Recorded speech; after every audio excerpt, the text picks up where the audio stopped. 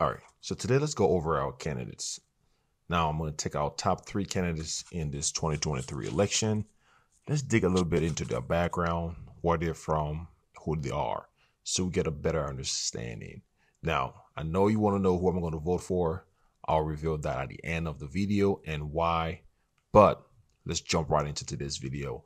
Today's video, I'm just going to go over all 3 top candidates and a little bit of their background. I'm hoping that you learn a little bit more about your candidate and who you're voting for, and to kind of build that connection more with either your current candidate or with another candidate. Basically, it's all in good health. We're all rooting for Liberia. I'm wishing for a great 2023 election, hoping everything goes smooth and sound. But today's video, let's jump right into it. I'm going to go over these top 3 candidates that we all know and a little bit of their background. Now, election is one of the most pivotal time of the year. That's the time for decisions to be made. That's the time for us to show our alliance to our party. And that's the time everybody is in good spirit and hoping for the best. It's a pivotal point in a country's life because that's when things are either going to progress in the same direction, if it is good or bad, or a time for an opportunity for things to turn around. And I know a lot of us are very passionate about elections in Liberia. In and outside of Liberia, that's the conversation that's going everywhere. One thing also is sometimes people are voting for a candidate without knowing too much about that candidate. Sometimes it's just for a personal connection. Sometimes it's just the family, right? You born into a family that's for this party and you grow into voting and supporting that family, right? Sometimes it's just knowing a little bit more of a person or connecting on 1 or 2 levels with that person. Either they did something that you love or something in common. I want to use this opportunity today to not only know a little bit more about each of these candidates' background, but to give you a different perspective of who they are. Now, if that's something that sounds interesting to you, let's jump right into today's video. I just pick a candidate randomly and we go right into it. So the first candidate I'm going to talk about is Alexander Benedict Cummings Jr. Let's get right into it. So Alexander Benedict Kennedy Jr. is a Liberian politician and businessman who's also played a notable role in the country's recent history. Here's an interesting story about him. Alexander Cummings comes from a background of both business and public service. Before entering politics, he had a successful career in the corporate world, working for multinational companies. Cummings was born in 1956 in Liberia. He obtained a bachelor's degree in economics from Northern Illinois University in the United States and later earned a master's degree in business administration from Clark Atlanta University. He embarked on a career with the Coca-Cola Company, where he worked for over 2 decades in various senior management positions. His work took him to different countries, including the United States, Nigeria, South Africa, and Belgium.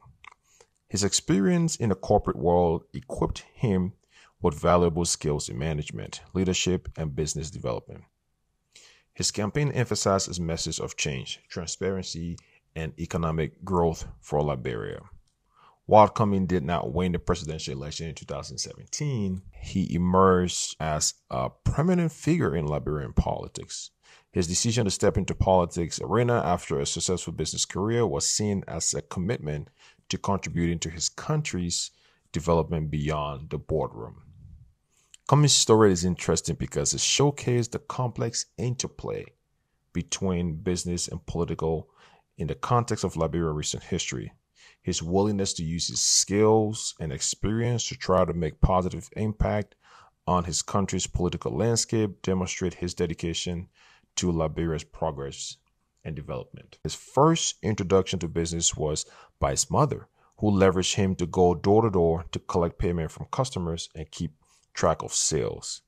He attended high school at the College of West Africa, where he participated in various social and intellectual activities and served yearly as the class officer, including first as class senator, then treasurer, and eventually class president. After graduating from high school, he matriculated to Cotton University College for 2 years before leaving for the United States to further his studies at the Northern Illinois University, where he earned a bachelor's degree in science, bachelor's degrees of science in finance and economics. He returned to the United States to further his studies and earn an MBA at the Clark Atlanta University. Cummins began working for the Pillsbury Company in '82, and his position being vice president of finance for all of Pillsbury International businesses. Cummins joined Coca-Cola though in 1997 as deputy regional manager, Nigeria based in Lagos, Nigeria, and managing director, regional manager. So that's just a little bit about Cummins, his background, where he grew up, his education and political career. So there we go. Great information for Cummins if he's your candidate. Now let's jump into Joseph Yima Boaka. Joseph Yima Boaka is a Liberian politician who served as the vice president of Liberia from 2006 to 2008. Whilst his story may not be as well known, here's an interesting aspect of his background. Joseph Boaka's early life and career were marked by his dedication to education and public service. Before entering politics, he had a notable career in academia and public administration. Boaka was born in 1944 in Lofa County, Liberia. He pursued higher education and obtained a degree in business administration from the University of Liberia. He then earned a master's degree in agricultural economics from Cornell University in the United States. He worked for the Liberian Ministry of Agriculture for several years and held various roles, including Deputy Minister of Agriculture for Research and Development. His work was focused on improving agricultural practices and supporting rural development, which were crucial areas for Liberia's economy. Boaka's commitment to education and development led him to work with international organizations as well. He served as a consultant for the United Nations Development Program, UNDP, and worked on projects aimed at poverty reduction and sustainable development. In 2005, though, Boaka entered politics, which he became the running mate to Ellen Johnson Sirleaf, who was the president candidate of the United Party. The Johnson Sirleaf Boaka ticket won the election, and he assumed the role as vice president in 2006. During his time in office, he focused on various issues, including agriculture, education, and economic development. While he didn't gain as much international fame as other well-known Liberians, Joseph Boaka's story is interesting in how he combined his academic background and dedication to public service, play a key role in Liberian politics. He represents a different aspect of Liberia politics landscape, its leadership's varied background and contribution.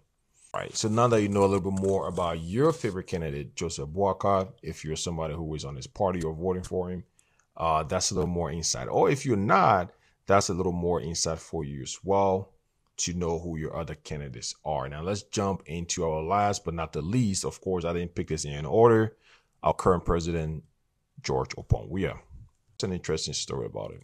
George Weah journeying from a humble background to becoming a football superstar and eventually the president of Liberia is an inspiring one. Weah was born in the slum Monrovia, Liberia in 1966. He faced challenging circumstances growing up, but he had a passion for football from a young age. He played street football barefoot and eventually caught the attention of local coaches due to his remarkable talent. His football career took off when he joined local clubs in Liberia, and he quickly gained a reputation as a prolific football scorer. This led to an opportunity to play in Cameroon and French club, and he eventually made his mark in top European league, including playing for clubs like AC Monaco, Paris Saint-Germain, AC Milan, Chelsea, and Manchester City. One of the most memorable moments of his football career is 1995, when he won the FIFA World Player of the Year award, becoming the first and only African player to achieve his honor. His rise from poverty to national football stardom made him a symbol of hope for many in Liberia and across Africa. After retiring, though, he entered politics and ran for the presidency in Liberia. He initially ran in 2005 election, but was defeated by Ellen Johnson Sirleaf. However, he persisted in his political ambition and continued to be active in public life. In the 2017 presidential election, he ran once again and secured as a resounding victory, becoming the 25th president of Liberia. His victory marked a historic moment as he transitioned from being a celebrated footballer to becoming the leader of his country. Also, here are some of the things he's done so far as a president. Since he's the only president on the list, and I've mentioned other people's background and what they have achieved, it's only right that I also mention what he has achieved as president as well.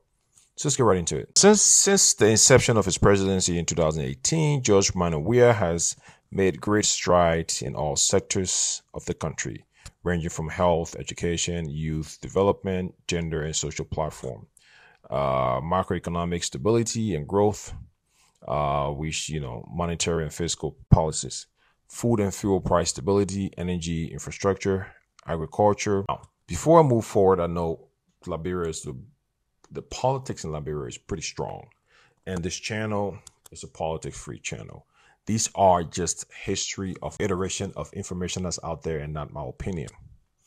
So let's go into health. I'll break what he's done so far into different sector, from health to education to youth development and macroeconomic. So the construction of the 14 military hospital and 8 hospital in southeastern Liberia, increase in doctor monthly salary from $700 to $2,000. Providing specialty training for more than 19 doctors. That's amongst a few. Education, free public college education that benefits 10,000 Liberians every year. Free WASEC that benefits more than 40,000 students yearly. Started the building of 28 high schools and 18 early childhood. Gave 3,500 supplementary teachers permanent teacher status. Increased the pay of 3,500 supplementary teachers from 8,000 Liberian dollars to 125 US dollars. Let's talk about youth development, gender and social protection. Constructed the Invincible Park and renovated all major sports park in the country. Renovated SKD, invested in TVET in 6 countries and expanded to all 15 countries. Invested in at least $1 million US dollars for transforming at-risk youth. That's that, amongst other things. In as far as macroeconomic stability, he reestablished macro stability, established a remarkable exchange rate, raised in fuel prices, kept the price of rice at $13 per 25 kg bag, when the price was $16. Spent $14 million over 2 budget years to support the import of rice due to COVID. Built more than 233 km of primary roads since 2018. Prepared to provide agricultural grant to up to 60,000 members. And let's talk about who I'm voting for. Let's say this. I'm an undecided Liberian that kind of looks at policy, and I'm undecided Liberian that focus on private sector. I'm a kind of person who put all my might and attention. I don't know too much about the candidates to make an informed decision. So for me, I'll rely on you guys who are into politics and who know more about these candidates to make a good decision.